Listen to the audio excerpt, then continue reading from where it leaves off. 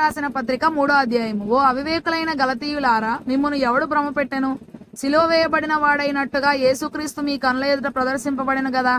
ఇది మాత్రమే మీ వలన తెలుసుకొని కోరుచున్నాను. ధర్మశాస్త్ర సంబంధ క్రియల వలన ఆత్మను పొందితిరా, లేక విశ్వాసముతో వినుట వలన పొందితిరా?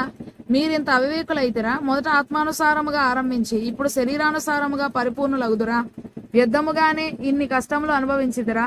ఇది నిజముగా వ్యర్థమగునా? ఆత్మను మీకు అనుగ్రహించి మీలో అద్భుతములు చేయించువాడు ధర్మశాస్త్ర సంబంధ క్రియల వలన లేక విశ్వాసముతో వినుట వలన చేయించుచున్నాడు. అబ్రహాము దేవుని నమ్మెను, అది అతనికి నీతిగా ఎంచబడెను. కాబట్టి విశ్వాస సంబంధులే అబ్రహాము కుమారులని మీరు తెలుసుకొనుడి. దేవుడు విశ్వాస మూలముగా అన్యజనులను నీతిమంతులుగా తీర్చునని లేఖనము ముందుగా చూచి, నీ యందు అన్యజనులందరూ ఆశీర్వదింపబడుదురు అని అబ్రహామునకు సువార్తను ముందుగా ప్రకటించెను. కాబట్టి విశ్వాస సంబంధులే విశ్వాసము గల అబ్రహాముతో కూడా ఆశీర్వదింపబడుదురు.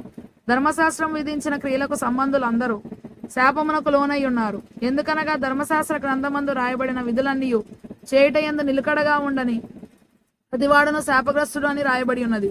ధర్మశాస్త్రము చేత ఎవడను దేవుని ఎదుట నీతిమంతుడని తీర్చబడను సంగతి స్పష్టమే. ఏలియనగా నీతిమంతుడు విశ్వాస మూలముగా జీవించును. ధర్మశాస్త్రం విశ్వాస సంబంధమైనది కాదు గాని దాని విధులను ఆచరించువాడు వాటి వలననే జీవించును.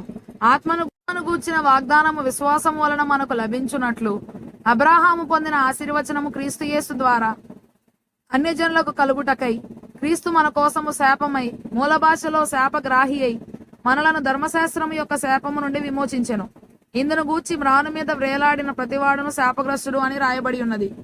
సహోదరులారా, మనుష్యరీతిగా మాట్లాడుచున్నాను. మనుషుడు చేసిన ఒడంబడిక అయినను స్థిరపడిన తరువాత ఎవడునూ దాన్ని కొట్టివేయడు, దానితో మరేమీ కలపడు.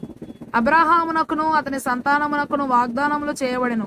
ఆయన అనేకులను గూర్చి అన్నట్టు నీ సంతానములకును అని చెప్పక, ఒకని గూర్చి అన్నట్టే నీ సంతానమునకును అనెను. ఆ సంతానము క్రీస్తు. నేను చెప్పున్నదేమనగా 430 సంవత్సరములైన తరువాత వచ్చిన ధర్మశాస్త్రము వాగ్దానమును నిరర్ధకము చేయనంతగా పూర్వమందు దేవుని చేత స్థిరపరచబడిన నిబంధనను కొట్టివేయదు. ఆ స్వాస్థ్యము ధర్మశాస్త్ర మూలముగా కలిగిన ఎడల ఇక వాగ్దాన మూలముగా కలిగినది కాదు. అయితే దేవుడు అబ్రహామునకు వాగ్దానము వల్లనే దానిని అనుగ్రహించెను. అలాగైతే ధర్మశాస్త్రం ఎందుకు? ఎవనికి ఆ వాగ్దానము చేయబడినో ఆ సంతానము వచ్చు వరకు అది అతిక్రమములను బట్టి దానికి తరువాత ఇయ్యబడెను. అది మధ్యవర్తి చేత దేవదూతల ద్వారా నియమింపబడెను. మధ్యవర్తి ఒకనికి మధ్యవర్తి కాడు గాని దేవుడు ఒక్కడే. ధర్మశాస్త్రము దేవుని వాగ్దానములకు విరోధమైనదా? అట్లనరాదు. జీవింపజేయే శక్తిగల ధర్మశాస్త్రం ఇయ్యబడి ఉన్న ఎడల వాస్తవముగా నీతి ధర్మశాస్త్రం మూలముగానే కలుగును గాని యేసుక్రీస్తునందలి విశ్వాస మూలముగా కలిగిన వాగ్దానము విశ్వసించు వారికి అనుగ్రహింపబడినట్లు లేఖనము అందరినీ పాపములో బంధించెను. విశ్వాసము వెల్లడి కాకమునుపు, మూల భాషలో విశ్వాసము రాకమునుపు ఇక ముందుకు బయలుపరచబడబో విశ్వాసం అవలంబింపవలసిన వారముగా మూల భాషలో విశ్వాసం అవలంబింప చెరలో ఉంచబడినట్టు మనము ధర్మశాస్త్రమునకు లోనైన వారమైతిమి. కాబట్టి మనము విశ్వాస మూలమున నీతిమంతులమని తీర్చబడినట్లు క్రీస్తునొద్దకు మనల్ని నడిపించుటకు ధర్మశాస్త్రం మనకు బాలశిక్షకుడు ఆయను. అయితే విశ్వాసము వెల్లడి ఆయను గనుక ఇక బాలశిక్షకుని క్రింద ఉండము. యేసుక్రీస్తునందు మీరందరూ విశ్వాసం వలన దేవుని కుమారులై ఉన్నారు. క్రీస్తులోనికి బాప్తిస్వం పొందిన మీరందరూ క్రీస్తును ధరించుకొని ఉన్నారు.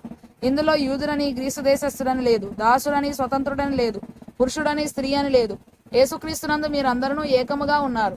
మీరు క్రీస్తు సంబంధులైతే మూల భాషలో క్రీస్తు వారైతే ఆ పక్షమందు అబ్రహాము యొక్క సంతానమై ఉండి వాగ్దాన ప్రకారము వారసులై ఉన్నారు.